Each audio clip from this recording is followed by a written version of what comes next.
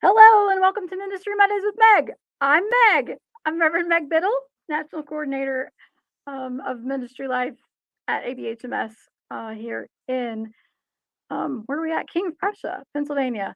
And today, I'm really actually very excited. Not that I'm not excited for all my guests, but I have with me the coach Garry Mills, founder and CEO of Shoot Basketballs Not People, who I met just a couple weeks ago when he was here doing the what was that? The co-creators incubators. Like, Yep. yeah.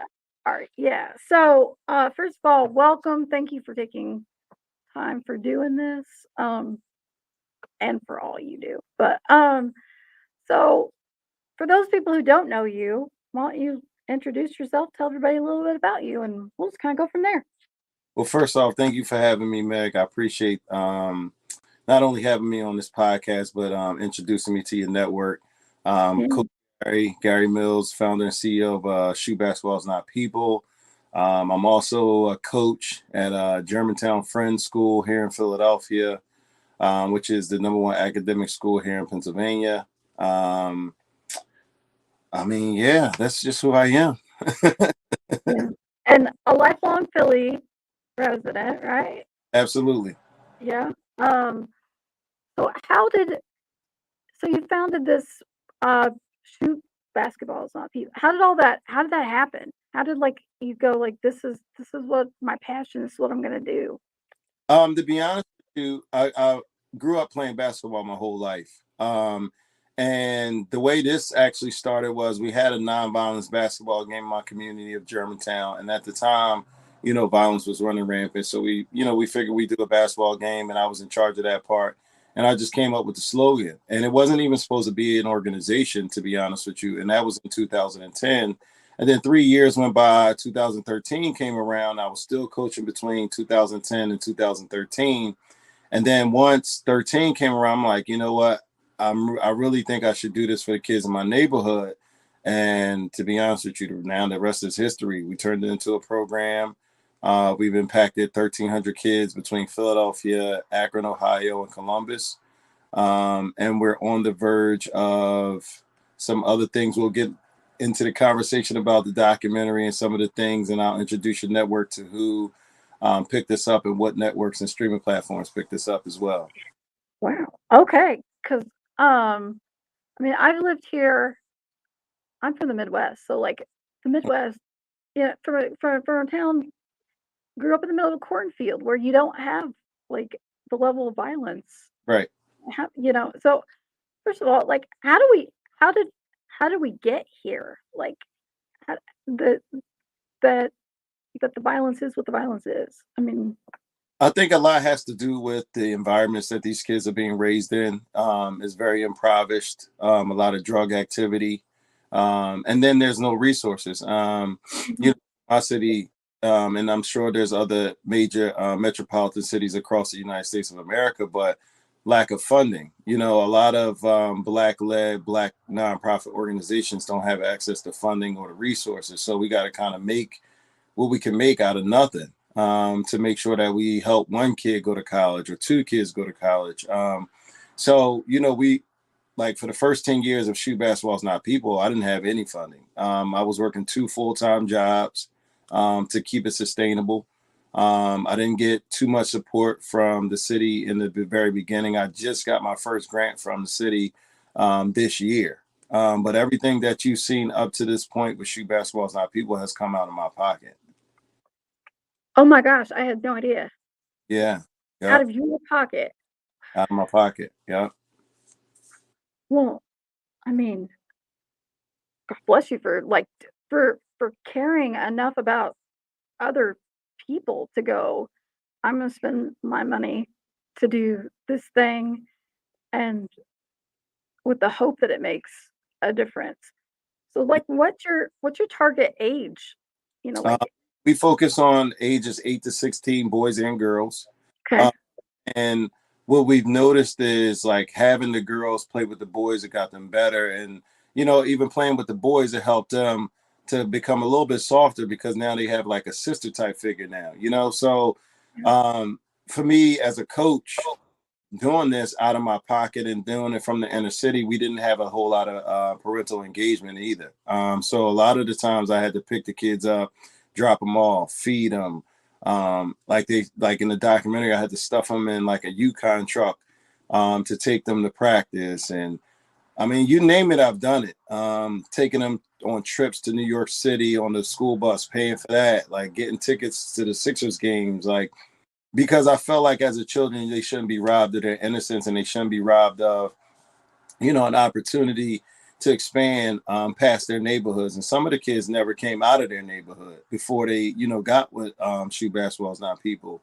And we've had children even go as far as like graduating from college, coming through this program. So, I'm just excited about what's about to happen now that the exposure is starting to come. And a lot of people think it's kind of like an overnight thing when they don't really realize like the sacrifices that I had to make as a coach in my personal life in order to make sure these kids, had what they needed. Because what year did you start this? I'm sorry. What year did you start the program? So 2013. 2013. So all this time you've been doing this yourself. Yep, I didn't have a mentor. The 501c3 process, I had to teach myself the whole 501c3 process down from board governance to strategic business plans to grant writing. Like I didn't have the money to pay for that kind of stuff. So I just had to figure it out on my own. So I was averaging for like 10 years straight, I was averaging like around like 12 to 16-hour days. And yet you kept going. Yeah, kept going. He kept going. So you mentioned it in earlier. I don't want to leave out this whole documentary thing. I feel like I'm jumping all over the place, but it's incredible the work that you have put into this, and the lives that must have been changed by you just being there. Are you on your own doing this? Yeah. Our organization. I mean, outside of course, some volunteers that we had, Coach Twine, Crystal Johnson, Deborah Pendle, Mar, and that's just a small group of, some dedicated volunteers. But again, like the majority of this organization, you're looking at 99% of this organization in front of you right now. So, I mean, I don't know how I do it some days, to be honest with you, Meg, but I just get it done. Right, because somebody's got to do it, right? So that documentary, I'm gonna put the link to the YouTube video in the show notes for everybody. I mean, that's heavy. That's a lot. But that's reality, right? I mean, it's reality because even with the documentary, like I mentioned to you before, like that's just a small snippet of what myself and these children have endured here in the city of Philadelphia the last, give or take, post-COVID. I'm gonna say even with COVID, to be honest with you. So we had to add the COVID years in addition to that. We're looking at 5 or 6 years of this straight.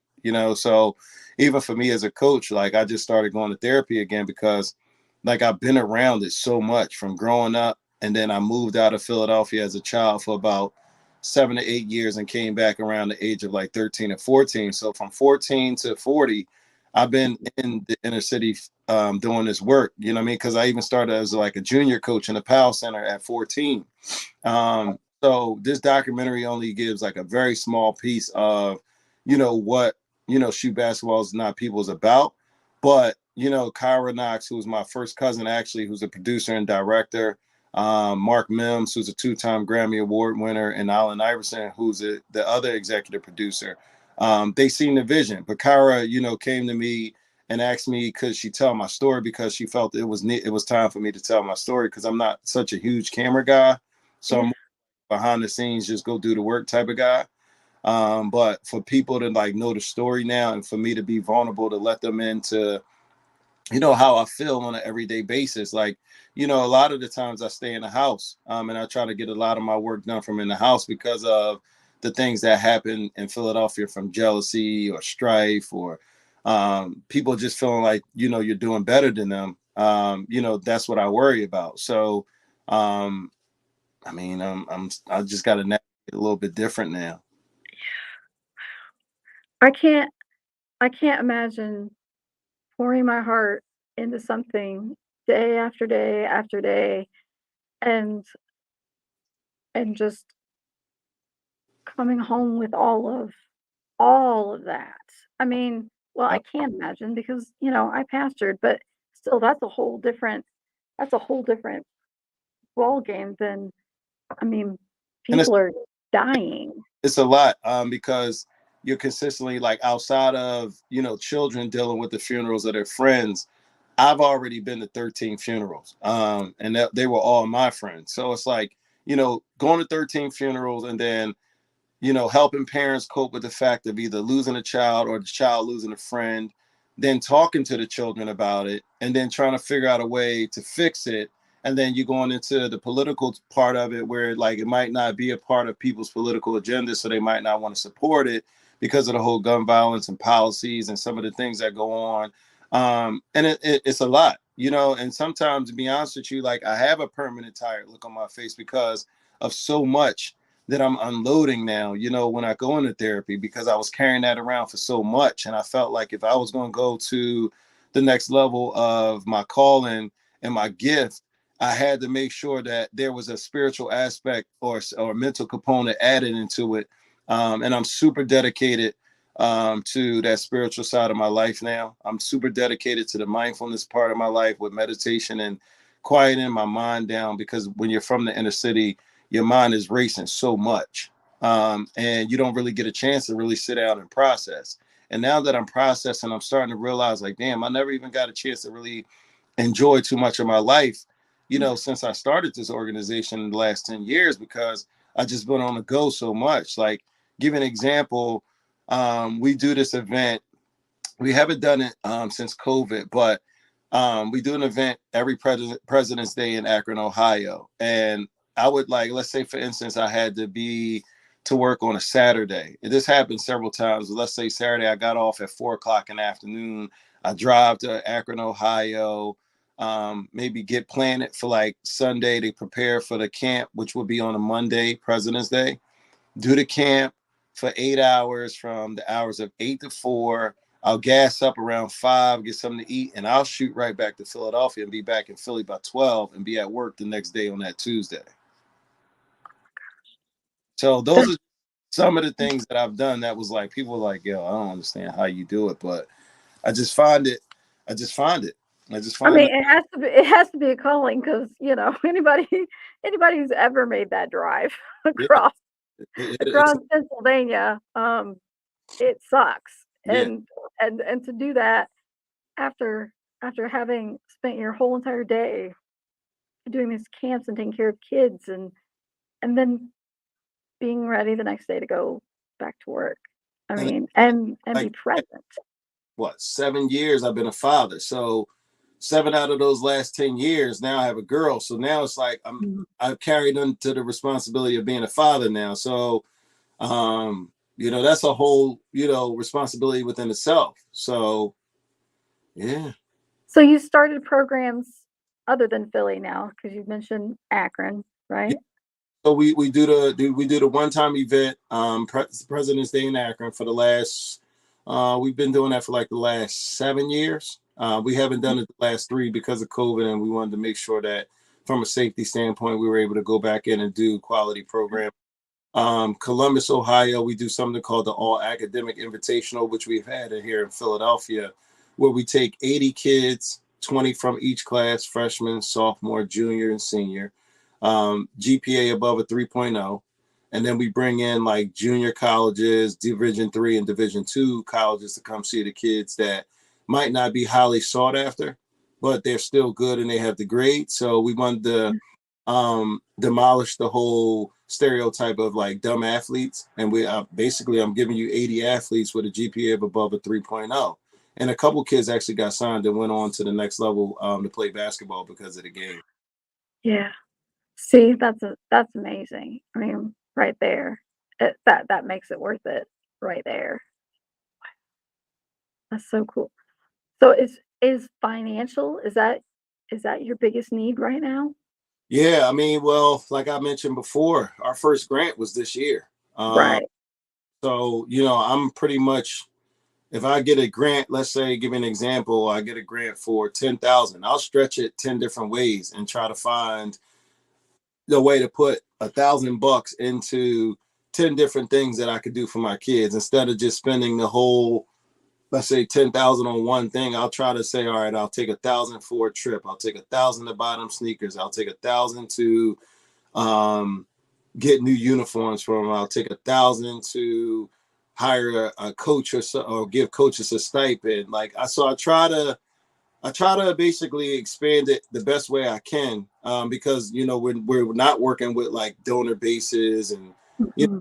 endowment funds and all that kind of stuff. So a lot of what I've been doing is just stretching the best way I know how, like I've been doing.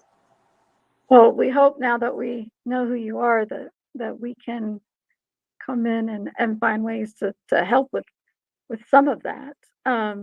But for those who are listening for watching, is if they wanted to donate, would they just go to the website and do that? Yeah, they can go to the website that's posted on the screen, Yeah. joinsb.org. And they could just make a donation to our organization. We would love to find, corporate sponsors, Mhm. or what we noticed is we have like one-time donors that might give a small donation, but it'd be one time. And what we're trying to do is trying to find more donors to be on like a term type basis, so that way we can create sustainability in our organization for more than 1 year. So those are some of the things that we're trying to roll out now, and we hope with the visibility of the documentary, that'll increase greatly. And just for your viewers, to let them know, we have been acquired by Fox Soul, Amazon Prime, and Revolt TV. Oh my gosh. Yeah.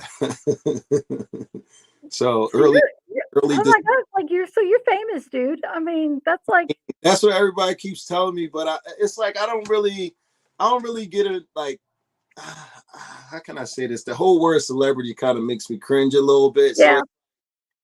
I don't know. I'm just, you meet me today and you meet me 20 years from now, I'll be the same person. Like, I just have a very fun loving spirit. So it's like, I, that, I don't know. It's just weird. That's even weird. Just saying that, like, you know what I mean? It's just weird. Yeah. So when does the I mean, I know we've got the trailer, but when does the documentary itself, like, do we have air Uh, dates for the whole thing? week of December, When? first week of December. First week of December. Okay. Yeah. So it'll be available on all those platforms the first week of December. I mean, so, like, obviously, like, my prayer is there that I mean, I'm gonna watch it, but that, like, all the people go and watch it and people I wanna get behind this. I wanna make a difference. This guy by himself is making differences in the lives of kids, and I hope that people are alive today, Yeah.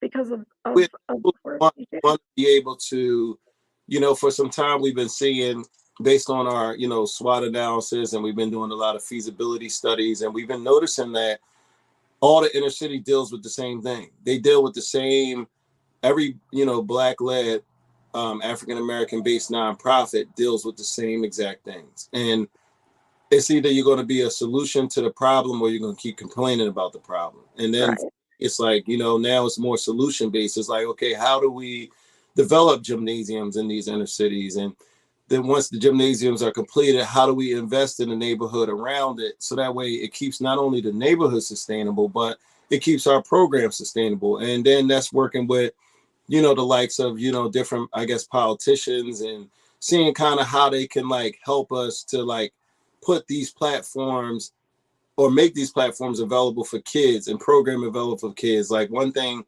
we also noticed was the mindfulness practices. A mm, lot of inner city kids don't do meditation. They don't do yoga. They don't do Pilates. They don't do Reiki work. Like, so a lot of what we're doing is based around that now, because our kids do suffer from PTSD, anxiety, depression, and just that's just a small amount of things, just to name a few, that our kids suffer from. Not to go into like nutrition and hunger and ducking bullets every day. Like that within itself is terrifying for a kid walking home from school, let alone a parent. So like I said, Meg, like I'm just out here doing the work. Yeah. Like, out here doing the work. Do you have a facility that you use Yeah, when we when have programming every Sunday out of Germantown Friends School, with the school that I actually coach at. They've been oh huge supporters of the program. They've opened up their spaces. They have the best facilities in our neighborhood by far, because it's a private school. So, they've been a huge community partner for us. We're super excited to have them on board. And then, we're hoping that they start to open their doors up more to the kids that actually reside in the neighborhood, because, the cost of the school is so high for the average kid in the neighborhood to go to. But having me there and helping them understand the corporate social responsibility that they must have as a school to get back to the kids in that neighborhood for higher education, that's why, we're pushing forward to try to get more kids into the school and create an endowment, hopefully, that can help offset the cost of financial aid if they are interested. Did you have somebody in your own life? Was it your parents that were just like come alongside you and encouragers? And did you have this in your life growing up? I had my grandfather. With your grandfather? My grandfather, God rest his soul, Frederick Kalaman. He was the president of Concerned Black Men. He always did like chess tours, HBCU college tours for like inner city kids, Mm. exposed them to historically Black colleges. And he was an advocate for like youth engagement, youth empowerment in our neighborhood. And I'm just carrying on his work. And it does, the apple doesn't fall far from the tree, because I'm just trying to take his work and multiply it times 10. So something as small as a neighborhood or a city of Philadelphia, my neighborhood West Oak Lane, now I can just take that same passion and just go around the country and do it. Yeah, oh my gosh. I mean, I'm grateful that you had your grandfather and that he was that person for you because, as we know, unfortunately, not everybody not everybody has people like that in their life. And yeah, wow. And I just I cannot imagine these kids going through life the way life is. I mean, this country is crazy stupid right now as it is. Right. But all of with all of those pressures and the expectation that, everything's gonna be fine.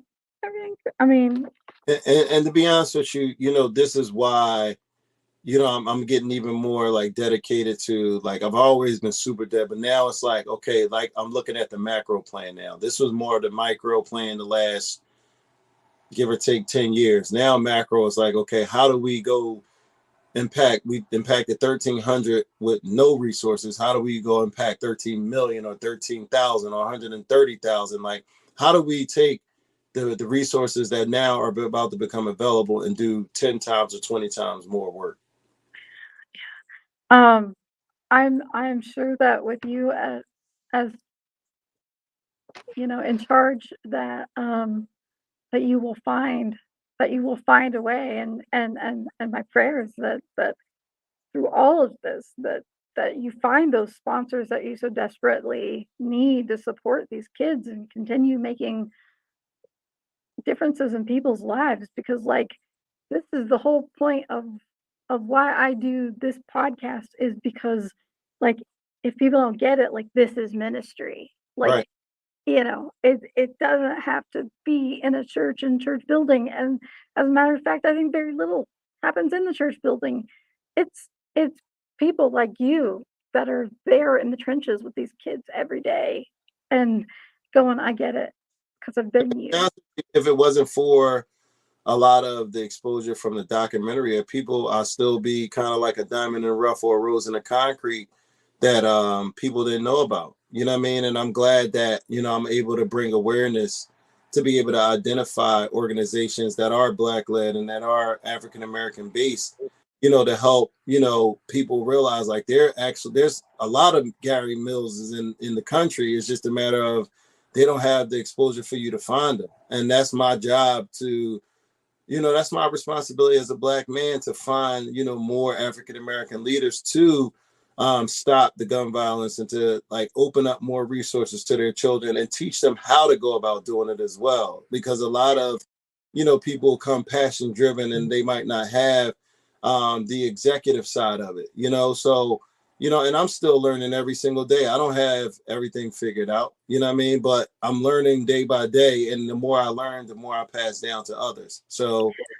yeah, I mean, it's something I'm doing something that's groundbreaking and that's like, it's just groundbreaking. It is. It is. And I just I applaud you and your spirit and your generosity, your own time, your own, your talents, all of that, and just the love you have for people. Thank you so much. Um, you're welcome. So the joy question. This is a question I ask everybody. So Yeah. what's the thing that brings you joy in everything that you do? What brings you joy? Personally, what brings me joy is my daughter. Um, from an organization standpoint is um, giving kids an opportunity. That's what get like because all I need to do is turn the light bulb on, and once the light bulb is turned on, I try to do my best not to have the kid's light bulb turned off by anybody or their environment around them. So seeing a kid go from having nothing to being in college or being the first graduate in college, or that's what brings me joy. Like funding and all that, that's fine, that's great. Notoriety is great, but to see a kid go from like nothing to something, I don't know. It just gives me a different type of spirit. Like Oh yeah. I feel like I'm doing God's work. Like basically, you know, like I try to give kids the feeling that how I felt when I got saved. You know what I mean? So it's like, you know, Yeah. you got a second chance at life, and I want to be the one that provides that for you, in any type of capacity that I can. What a great answer. I mean, what a great answer. And I just again, applaud you for all of this that you're doing. Do the kids come back afterwards and say, Yeah, "Hey, coach, she it's made a difference"? yeah, because um, three of the kids featured in the actual documentary are kids that I had since the age of 10. Yeah, so Okay. Winter actually was the first college graduate in true basketball is not people. She Oh, her bachelor's degree already. She's working on her master's now. Khalil is currently playing at a junior college in Michigan, and Dave is now an artist, a music artist. He's actually the cover of the Bad Things Happen in Philadelphia movie. So like, yeah, I have pictures of him when he was like 10 years old. And now I have pictures of him as a grown man. And they've all been along the journey with me. and so you said your cousin who was a filmmaker, right? Yep. And so, uh, did your cousin then introduce you to Allen Iverson? How'd that happen? When Alan found out about it on Twitter.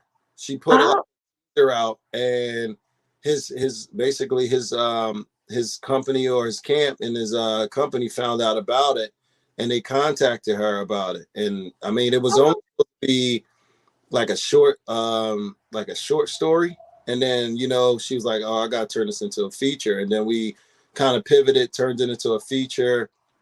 Went through the 2-year process of shooting with no budget.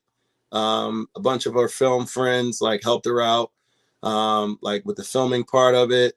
And then, we finished the doc, and then that's when, the whole teaser went out. And then what happened after that? We got on the film festival circuit. And then I want to say out of 6, I think it was out of 6 cities, we won 4 Best Feature Documentary Awards out of 4, and I think the 5th was Philadelphia last week. wow.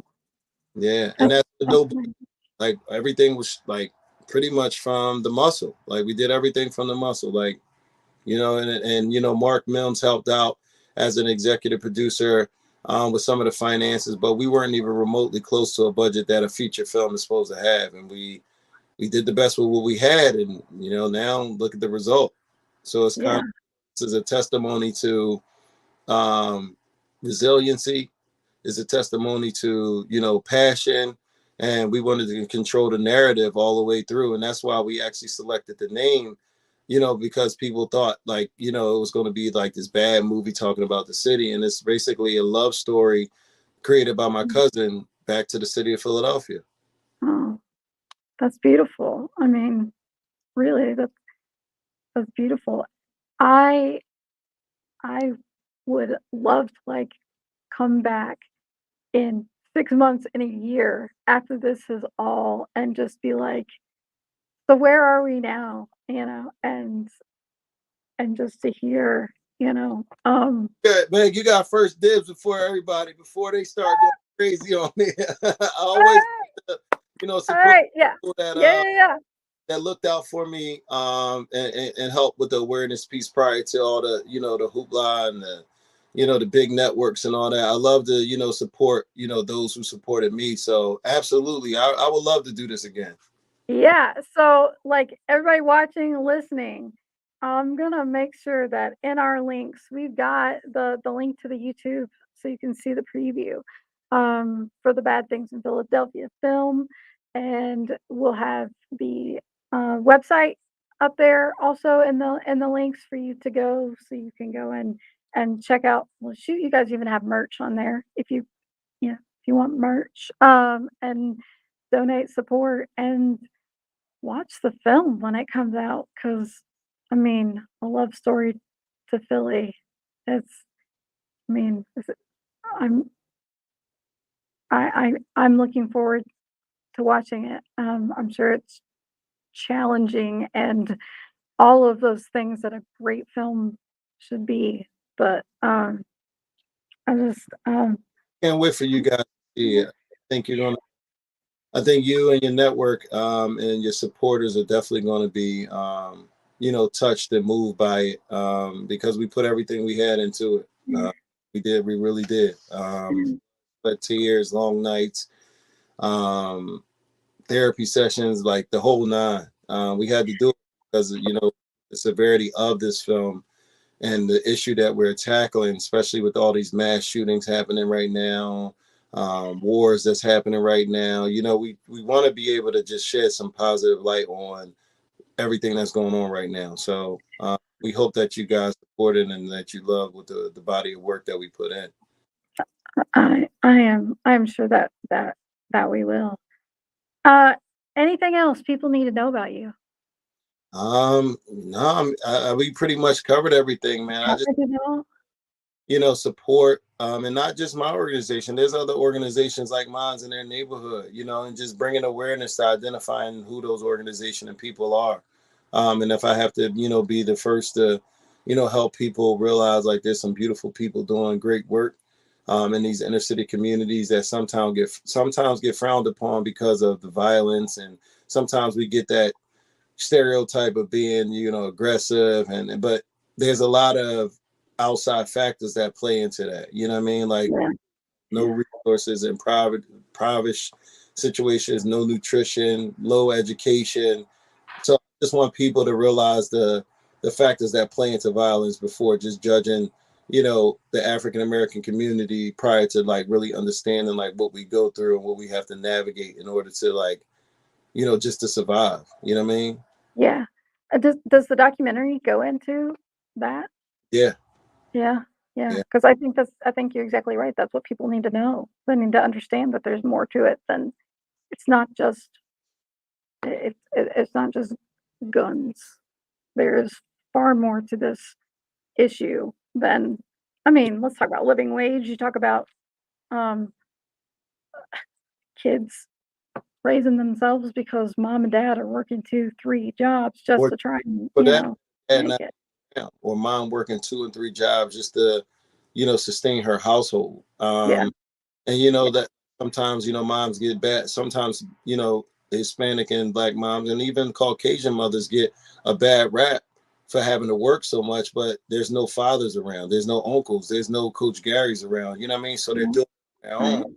You know, being a product of a single mother. I've watched what my mom went through, so I gained strength from that. You know what I mean? Yeah, So yeah, um, watching her with my brother and myself growing up, who am I to not take care of my kids, or who am I not to do this work, because that helps single parent mothers, even if it's just for an hour or two, get a break, to go to the supermarket, or get a Yeah. break, drop their sons off to breathe.